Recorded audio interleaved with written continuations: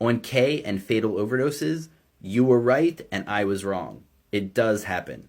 It is quite rare, but it does happen. So I'll share the toxicity data and the case reports right now, and we'll end with the tragic death of Elijah McClain. For toxicity data, there isn't a lot to go on. This is one of the main papers people point at.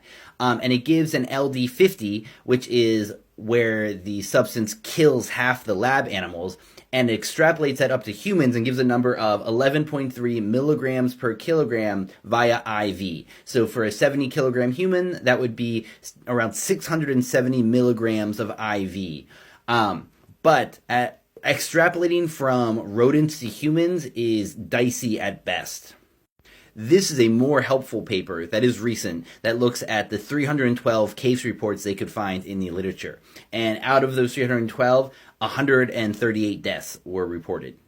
But the first thing I go through is the symptoms that tend to happen when people go to the hospital for that. And for increased doses, there are things like agitation, physical inhibition, and inability to move. There's hypertension, which is high blood pressure. There's tachycardia, which is a racing heart. There is hyperthermia, which is high blood pressure. And there's hyperreflexia, which is overactive muscle responses.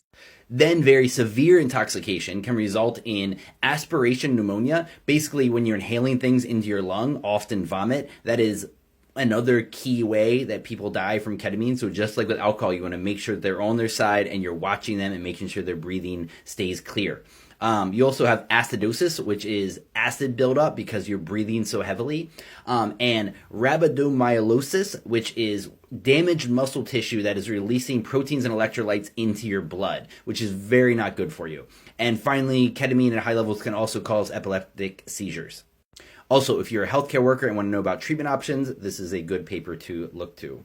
Also, because some of you are asking about the chronic use leading to bladder problems, here's a great paper to look at. But basically, we just have some guesses about why it causes bladder damage. We're not exactly sure. Probably the best guess is it just keeps the bladder inflamed until the bladder fails. Back to these 138 fatal cases. Of them, almost all of them involve poly drug use, and so it's very hard to point to the K and say it was that, though it could have been a combination of heart effects that did it. So of those, only 9 of those fatal cases had just K in their system or one of its analogs like 3-MeO-PCP or MXE. So it's very, very rare that it's been just that dissociative that has caused a fatal overdose. Also, that is more likely to happen when you are injecting. Of course, IV is 100% bioavailability. Intramuscular is still about 93% bioavailability. Intranasal is 50%, maybe more if it very much stays in the nasal cavity. And then oral is as low as 20% bioavailability. One of the wild things from these case reports is the number of infants who got 5, 10, or even 100 times the recommended dose and were fine. So it is very forgiving sometimes, but not for everybody. Let's end with the tragic death of Elijah McClain. What happened there is he was given 500 milligrams of ketamine. According to the standards, they were supposed to give him 320. So they gave him more, but not a ton more. That's the amount that's been given to babies, and they come out okay. That being said, you go back to that rat study in the beginning, and it's only 170 less than what they say might be the fatal overdose. But I would think that actually what they did was strangled him to death and blame the ketamine. Also, it could have been a heart attack exacerbated by the ketamine, but caused by the panic of what was happening.